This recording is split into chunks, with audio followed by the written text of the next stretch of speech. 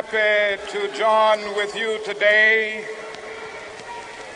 in what will go down in history as the greatest demonstration for freedom in the history of our nation.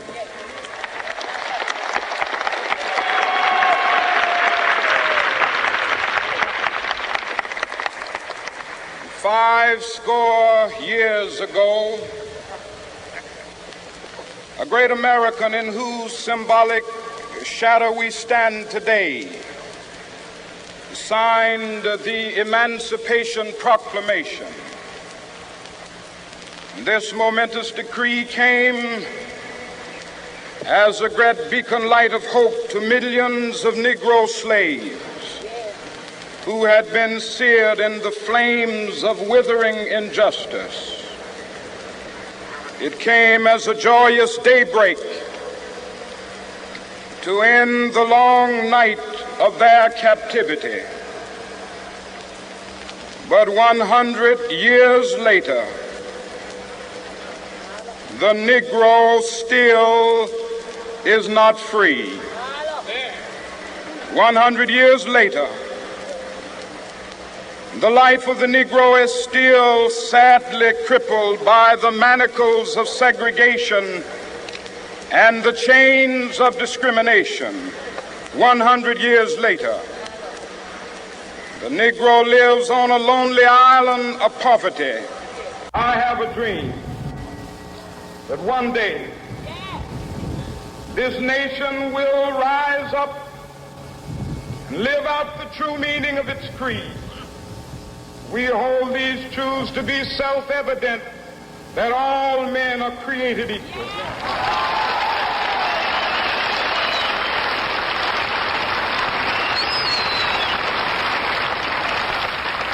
I have a dream that one day on the red hills of Georgia, the sons of former slaves and the sons of former slave owners will they be able to sit down together at the table of brotherhood. I have a dream that one day,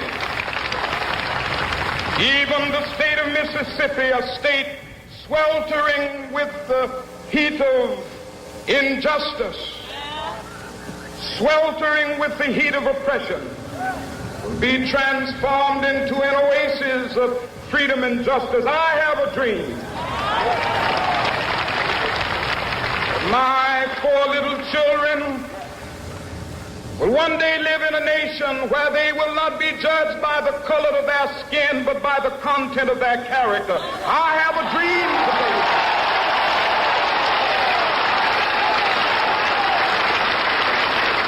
I have a dream that one day, down in Alabama, with its vicious racists, with its governor having his lips dripping with the words of interposition and nullification. One day right there in Alabama, little black boys and black girls will be able to join hands with little white boys and white girls as sisters and brothers. I have a dream today.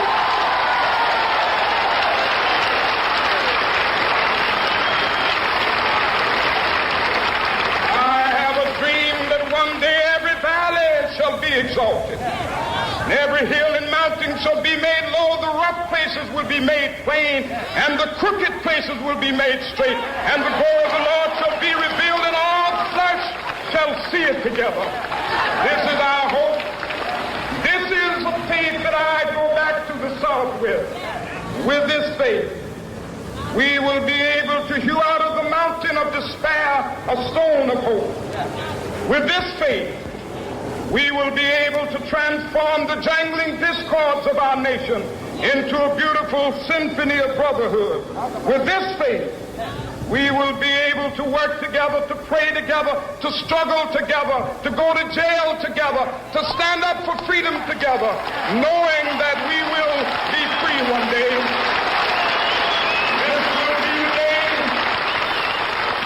This will be the day when all of God's children be able to sing with new meaning, my country tears of thee. Sweet land of liberty, of thee I sing. land where my fathers died, land of the pilgrim's pride. From every mountainside, let freedom ring. And if America is to be a great nation, this must become true. And so let freedom ring.